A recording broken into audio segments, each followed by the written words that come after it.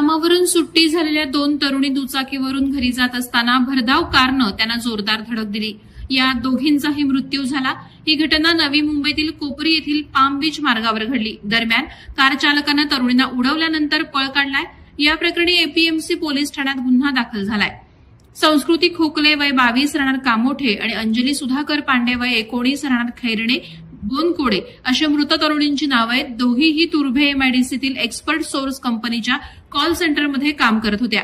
रविवारी सकाळी कामावरून सुटल्यानंतर संस्कृती आपल्या दुचाकीवरून अंजलीला सोडण्यासाठी तुर्भे एमआयडीसीतून एपीएमसी मार्गे खैरणे बोनकोडे येथे जात होती।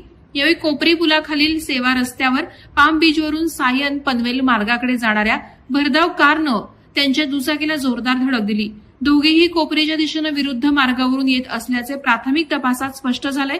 यामध्ये संस्कृती आणि अंजली या दोघी गंभीर जखमी झाल्या होत्या। त्यांना महापालिकेच्या रुग्णालयात दाखल करण्यात आलं। मात्र त्यापूर्वीच संस्कृतीचा मृत्यू झाला, तर उपचार सुरू असताना अंजली पांडे हिचा देखील मृत्यू झाला। या अपघातानंतर धडक देणारा कार चालक घटनास्थळावरून पळून गेला असून एपीएमसी पोलिसांनी त्याच्या विरोधात गुन्हा दाखल करून त्याचा शोध सुरू केलाय। अल्पवयातच आपल्या कर्त्या मुलींना अपघातात गमावलेल्या पालकांवर या घटनेनं दुःखाचा डोंगर कोसळला आहे। वादळवारा लाईव्हसाठी न्यूज ब्युरो, नवी मुंबई। नवी मुंबई व रायगड जिल्ह्यातील ताज्या बातम्या आणि घडामोडींसाठी सबस्क्राईब करा वादळवारा लाईव्ह चॅनल आणि दाबा बेल आयकॉन।